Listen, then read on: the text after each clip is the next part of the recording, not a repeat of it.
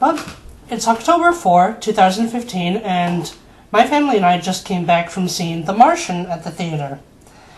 As it's the 4th of October and Mars is the fourth planet in our star system, it seems rather fitting to talk about Mars. I've also put up a video talking about my perspective on the supposed liquid water found on Mars. Anyway, onto the movie. Initially, I thought this movie was going to be about Martian aliens. I thought it'd be either an alien civilization or an alien invasion movie. It's not, of course, and when I found that out, I was a little worried that it might be somewhat boring. It's not. This movie takes the plot of an astronaut being stranded on a desolate planet for years until his friends can come and rescue him, and makes a lot of fun. The characters themselves are all fun. They're all energized, they're all actively trying to figure things out, and they're funny. There's humor in this movie that doesn't feel the need to go all out gross or raunchy to hit the mark, and I love that. That's awesome. The idea of growing crops on Mars is sound. I mean, the astronaut uses a pressurized chamber, which holds in the oxygen. He uses solar panels for energy, his own feces for fertilizer, which, combined with the minerals that are already in the Martian soil and making his own water out of hydrogen and oxygen, seems like it would work.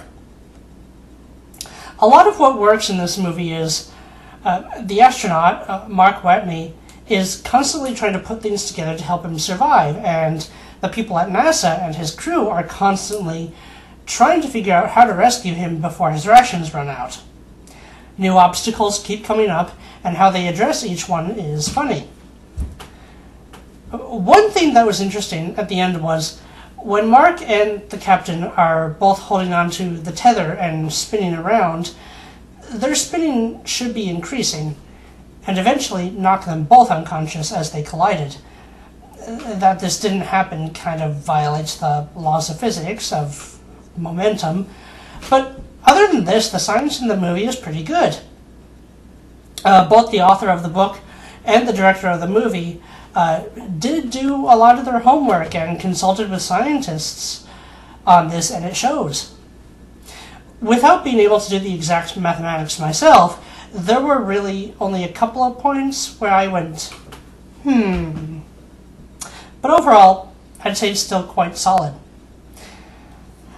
That his pod lost altitude escaping from the planet because of wind resistance encountered in the atmosphere made sense.